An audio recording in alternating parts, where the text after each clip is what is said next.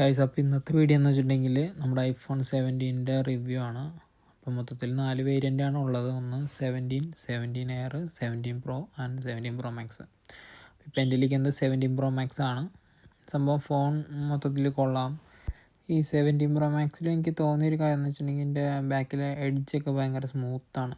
Compare to 16ൽ ഭയങ്കര ഷാർപ്പായിട്ടുള്ള എഡ്ജാണ്. പിന്നെ വെയ്റ്റിൻ്റെ കേസാണെങ്കിൽ എനിക്ക് വ്യത്യാസം തോന്നിയില്ല, രണ്ടും സെയിം വെയിറ്റ് പോലെ തോന്നിയത്.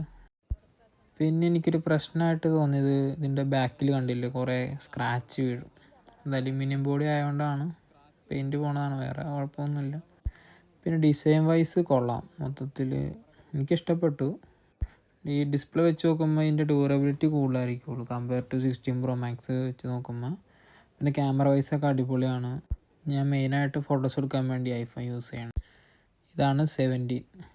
കൊള്ളാം കേട്ടോ ഫോൺ. ഒരു നമ്മുടെ കയ്യിലൊക്കെ ഒതുങ്ങുന്ന ടൈപ്പ് ഒരു ഫോണാണ്. മൊത്തത്തിൽ ഡിസൈൻ വൈസും ക്യാമറ വൈസൊക്കെ കൊള്ളാം. പിന്നെ ഇവർ 17 എയർ, അതൊന്നും പറയാനില്ല.